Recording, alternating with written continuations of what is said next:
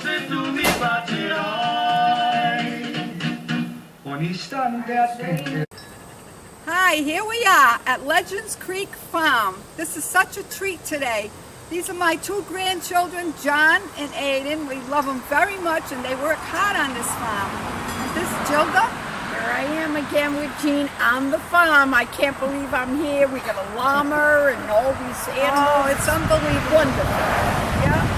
This is our Cucina de Nonna cooking show. Welcome to Legends Creek Farm. All right. Yeah. All right, now you want to Oh, we got a visitor. Oh, look, look. Oh, for Bob, God's see if you sake. can take Bob, take that Bobo. picture. Take Bobo. Oh, you got it, Bob? You got it, Bob? This is Bob. This is Bobo giving me a kiss. Isn't she beautiful? Come. Oh, Say- my goodness. Okay, here's all the chickens coming. We have a lot more. I don't know where they are. Oh, cheapest. And there's the rooster. There's the They rooster. walk around, they Hi. eat bugs all day. Oh, for God's sake. Yeah, they're great. Oh, how cute they are. Yeah. Oh, what's the matter? Right, here's all the chickens, and you can see the rooster in the back. He's the king of all of them. With a different shell. And these chickens lay green eggs, and they're special because the yolks are so good. They're dark orange. We love to cook with their eggs. Okay, now today they got the recipe out of our Tutto Bene cookbook, the pizza dough recipe. They make their own. And they're going to explain to you what they're doing with this pizza, one of the pizzas that they're making. Okay, Aden, you want to say what you're saying? Do it. Yes, this is our famous grilled pizza. We put zucchini from our garden and fresh tomato sauce from our garden on it. And we barbecue it with wood so that the smoky flavor comes out in the dough. It's Wow, delicious. that sounds delicious. Sounds wonderful. Okay, and then Gilda, what are you doing? Well, today I am making Italian potato salad for a nice hot day like today. It's good. And I'm going to show you how to make the figs stuffed with their goat cheese that they made. And some of them I wrap the prosciutto around because they're to die for. And then, because John's a vegetarian, I can't put prosciutto over his. You know what prosciutto is, Italian ham. Okay, so we're going to start now. Okay, I'm going to show you how I make this fig recipe. People go crazy over this. And I got these figs. I didn't get them off my husband's tree because they're not ready yet.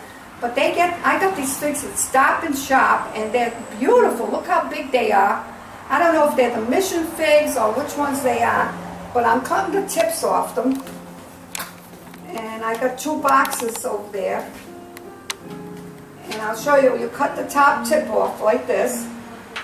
Then what you do is you just make a cross in each one.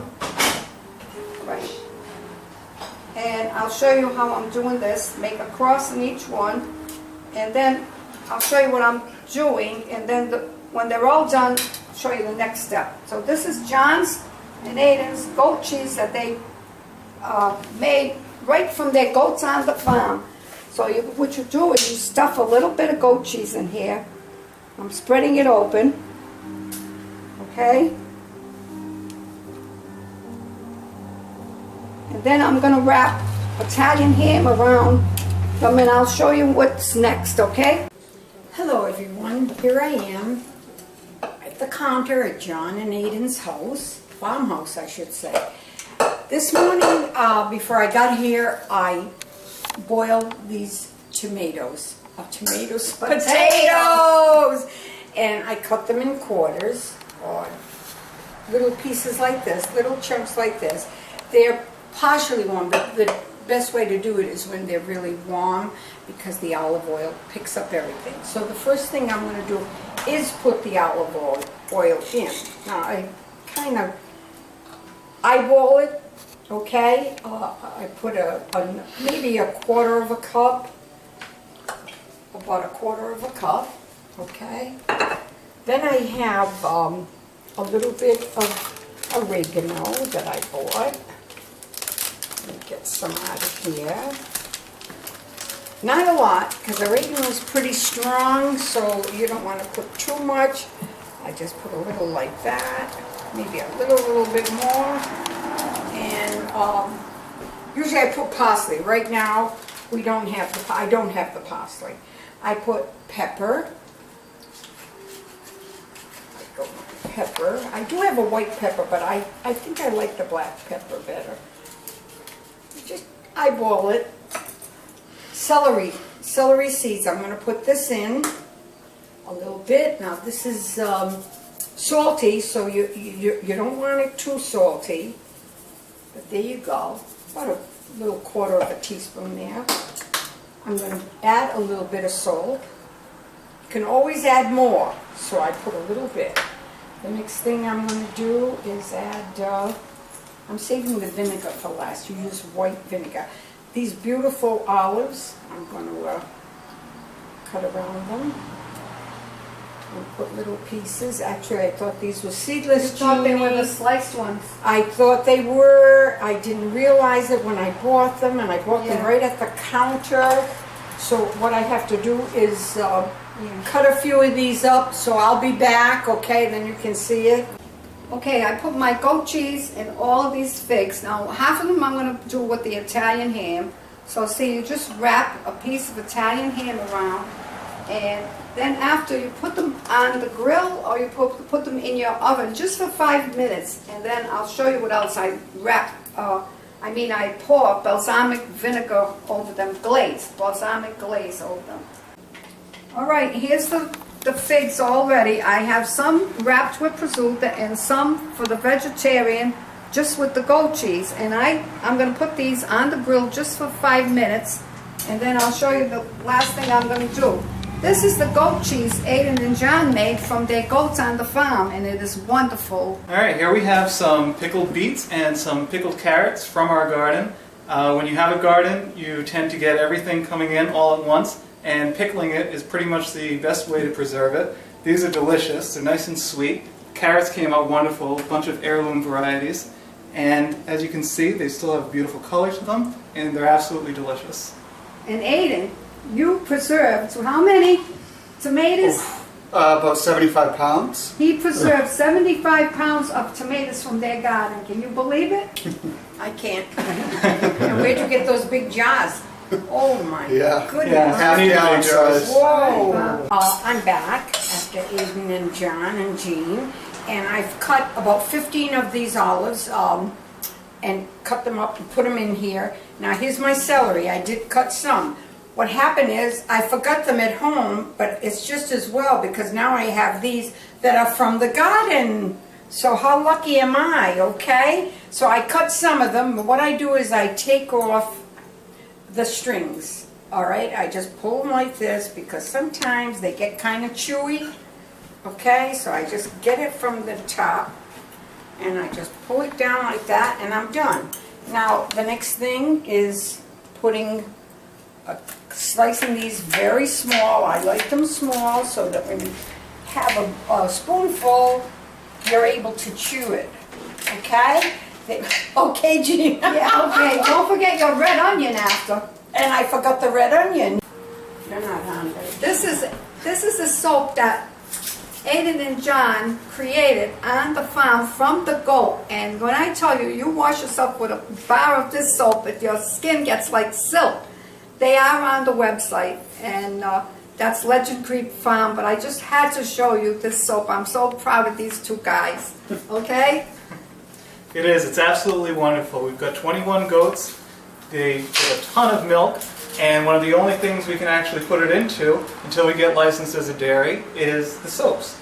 And it's absolutely wonderful for your skin. People have told us it cures their eczema, and it also smells amazing. Here I am. I'm almost finished. I've got my red onion here, and with a little bit of tears, but I slice it so it comes into these nice little pieces, okay? And I have about a little under a half an onion. I don't like too much onion, but I'm going to cut this one up and then put it in, and then I will add my white vinegar. And once I add my white vinegar, I will be done. I'm going to add a little more olive oil too because I think it needs it. I've tasted a piece and I think it needs it. So I'm going to put my onion in. Here we go. All right, that looks like enough, more than enough. I'm gonna add a little more olive oil. And that'll all be absorbed. I'll get my white vinegar. Put this here. I'm sorry, I'm way in front of the camera. I am putting my white vinegar in, about 3 tablespoons. Okay, and I'm stirring it up. John and I always have competitions to see who can make the best pizza. I like to cook mine in the grill on a pan, and this is with fresh zucchini from our garden and some fresh sauce that I've been making over the last 3 days, slow cooking. And all I do is I like a lot of sauce on my pizza. So I just put it on.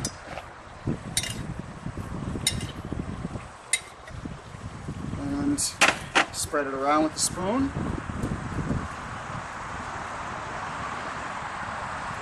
And then take Parmesan cheese.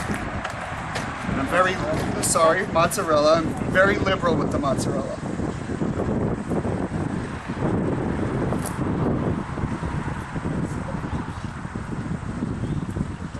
One more piece for good luck. And then I like to add a sprinkle of Parmesan over the top.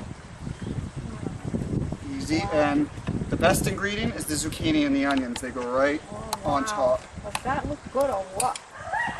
And the rooster's crowing. Oh yeah, all day, starting at 3:30 in the morning. Oh boy, I bet the neighbors love that.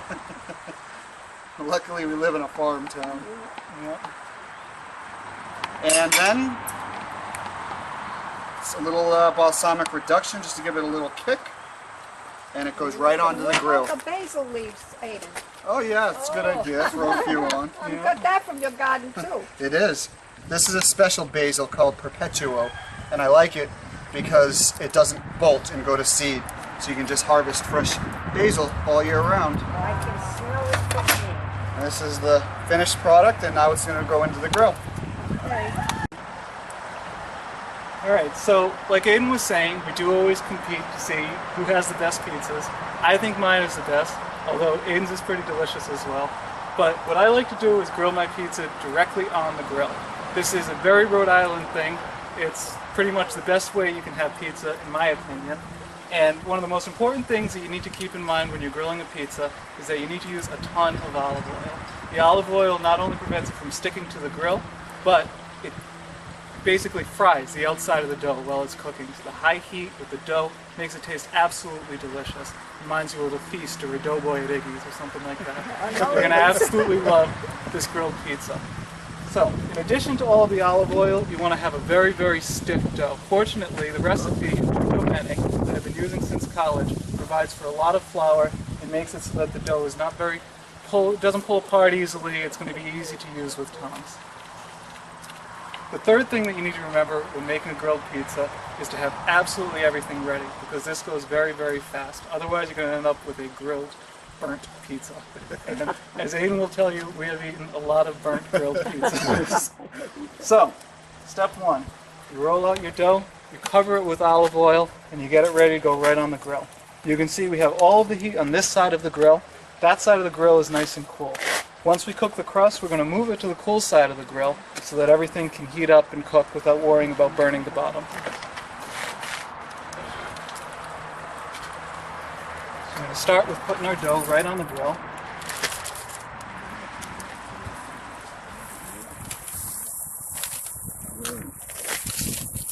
All right.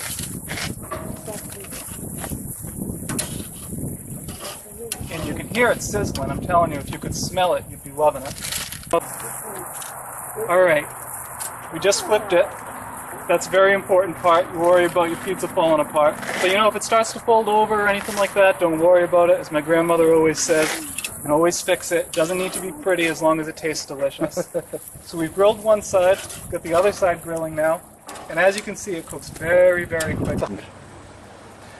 All right, now that you've cooked both sides of the pizza, you can move it off the heat. You get to take a deep breath because you've got the worst part, the hardest part over, and you can put your toppings on. We're just going to make a simple margarita pizza. You start with the cheese on the bottom. It's important because the cheese is not going to melt if you put it on top. So you put the cheese along the bottom. And we're using nice fresh mozzarella.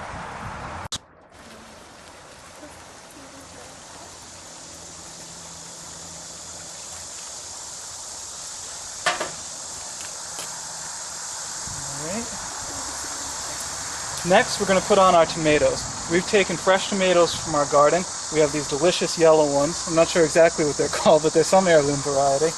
And again, you just put them on wherever you need to. Sprinkle them liberally. These are delicious because they're the fresh summer tomatoes that you always remember and you always long for all year long.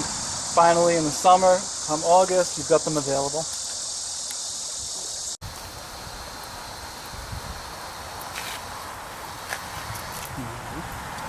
This is the grape ones done, huh?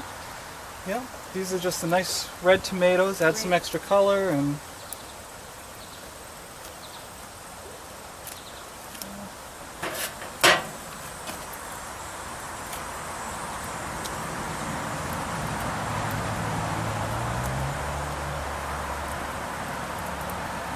with just some fresh basil and a little balsamic reduction.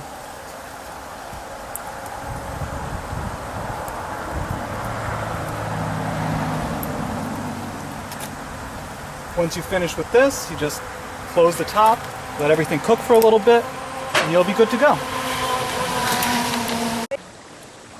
Okay, now I'm going to show you the figs are all done. And I'm just going to pour some, you don't have to, put some balsamic glaze over it. It's not, there it is. There it is. Just to give it that little extra flavor. There it is. Squeeze it. There it is. There. Okay, so these are all done. I'm saying okay. And I'm going to put these on the other side. Now I have my Italian potato salad, and here it is. It looks beautiful. I've got the green olives on the top, and we're just going to enjoy it. I'll put this right here. Okay. Now we have our pizzas. You know, the best thing about any time we compete is that everyone wins. That's They're right. both absolutely delicious, and I can't wait to dig in.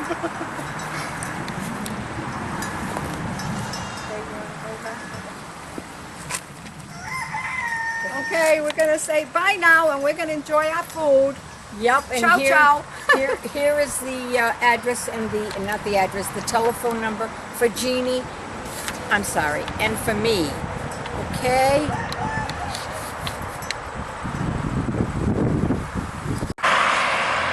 Right, here we are, Legends Creek Farm, and we had a wonderful day up here. We tasted all the food. It came excellent. Everything was good. They make soap here, and what else? Oh, lotion, soap, Yeah, goat lotion cheese. soap. You can come by. It's only a 25-minute Yeah, ride. they were on the website anyway. Oh, right, Yeah, right, Legends okay. Creek Farm. So here we are. Okay, now Aden and John are going to call their goats. We're getting ready to call the goats. We have them trained with a cowbell. So when it rings, they come running because they know they're going to get a treat. So I'm going to go let them out, and John's going to ring the bell, and I'll be right back.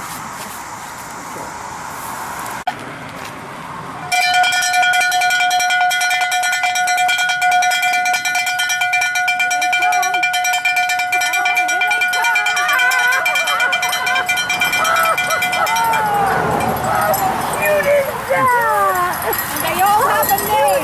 There they are, yep. This is Babs Johnson. That's Donald Dasher. This is Cookie Mueller. Oh my There's goodness. Beverly Sutphin. This is Boo Boo Fish Pop. This is John Davenport, one of my favorites. This one down here is Little Muffy. Oh, who's that little one? That's Muffy St. John. Muffy St. John. And of course, everyone knows Bobo. Oh, Bobo. How you doing, Bobo? Yay, Bobo. Yeah, what do you want to say? Well, it's been quite a work in progress. We started about 2 years ago, and little by little, with the help of our goats, we've been getting everything opened up and growing and slowly developing. Our goal is to get a dairy license so that we can produce the cheese and we want to build a storefront here on the property so people can come 7 days a week and shop and buy all of our fresh products that we make here at the farm. Yeah, and we've done all sorts of stuff. We have maple syrup and honey and soap, whatever we can do to self-sustain. Italian tea. Yep, and our honeybees are the Italian honeybees. So according to Gilda, they're going to make the best honey. It'll be delicious. Yep, it'll be absolutely delicious. And we make enough for ourselves. We sell a little bit, and we give as much as we can away to our friends and family, just to share as much as we can with all we have. We're very lucky to have all that we have, and it's nice to share it. Yeah, absolutely. So tell me how you got the bees from Italy. Well, it's an Italian queen. The queen is from Italy, and all the offspring come And they from shipped her. it to you? Yep, Well, through they the internet. import them, and it's all through the internet. We actually got the bees, I think it was May we put them in, and now they're doing very well. All right, Honey is so we're great. going to just say goodbye to Jon and Aden and thank them for having us on their farm. And Thank we you for loved coming. it. It was a beautiful great. day. It was a It great was day. wonderful. Food was excellent. Bye-bye. Ciao.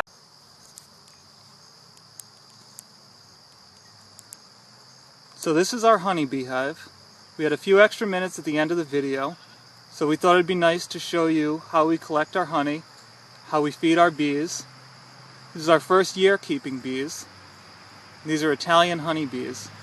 It's early in the morning and you can see they're already very, very busy, living up to their reputation. And today we're going to show you how we feed them.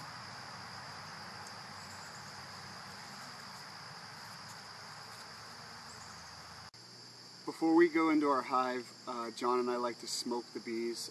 Experts usually don't do it for something like this, but we wanted to show you actually underneath the sugar water feeder so you could actually see them working and building comb. So as a precaution, we are going to smoke the bees. We like to start with some dry pine needles, which are my favorite because they light very fast, especially in the morning when there's dew all over the ground. Sometimes it's hard to find dry material to get it lit. Whenever you light the material and you get it really hot, you're going to want to put some green grass or something wet on top because you don't want to burn the bees with the heat from the smoke. If you do that, you just upset them and you're asking for a boatload of trouble. So it's very easy. I have the smoker and I have my starter pine needles, which I use to get it lit. And all you have to do is take your lighter and slowly let it catch.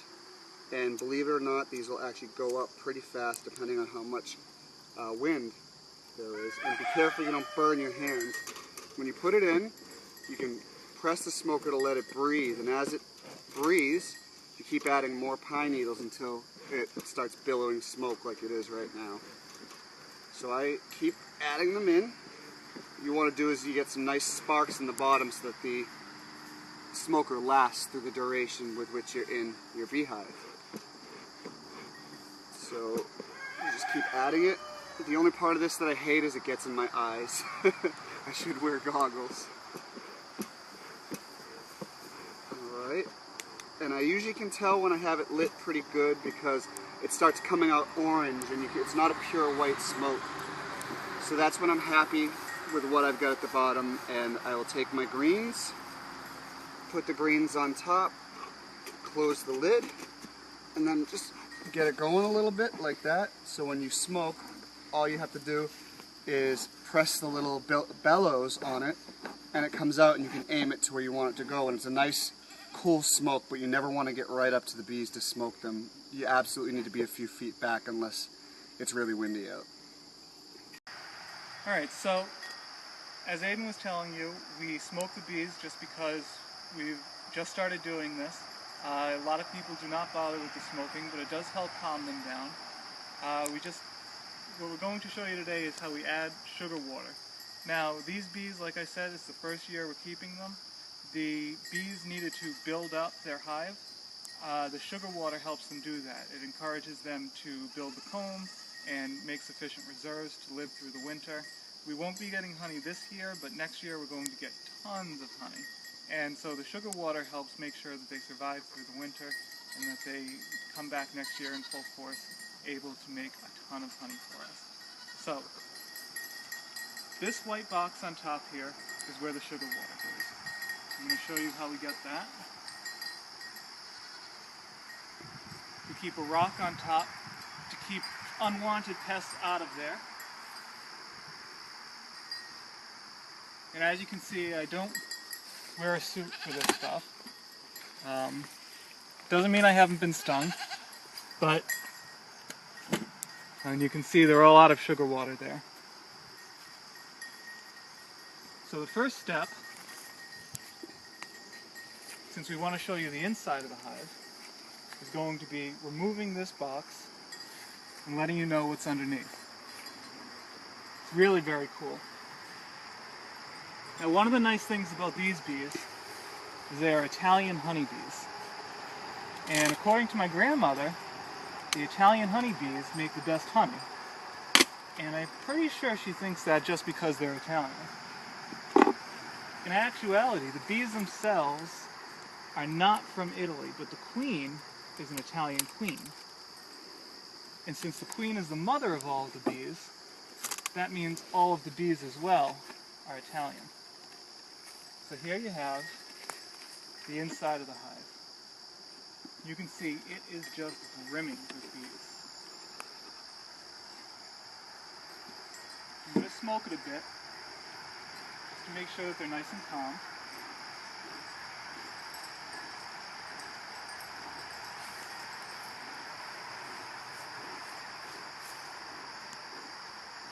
You see they all go down to the inside of the hive.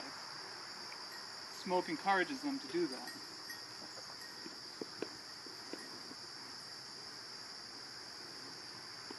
And there they all go, back inside. And the smoke just calms them down.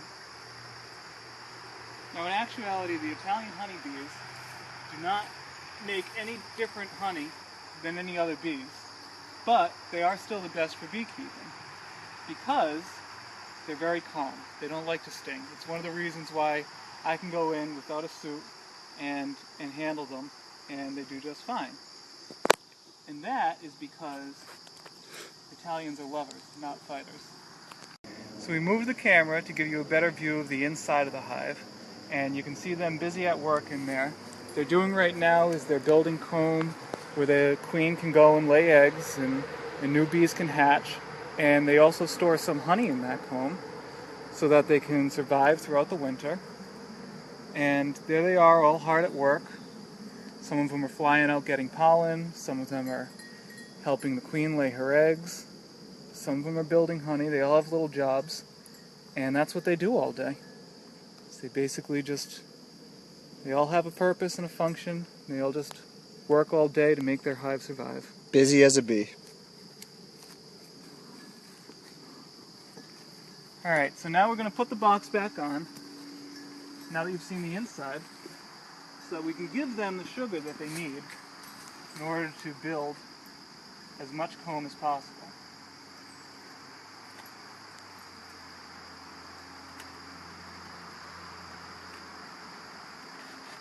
And they're going to be very, very happy about this. So the sugar water, just 1 part sugar, 1 part water. Very simple syrup. And we give it to them in those measurements because that's just the correct weights and amounts that you need in order to encourage them to build comb. You just pour it in.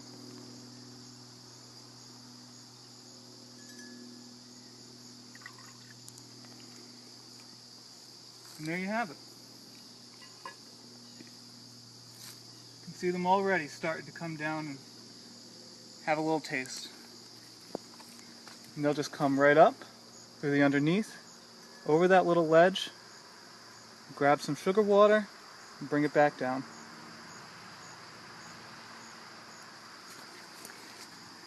And that is how you feed bees.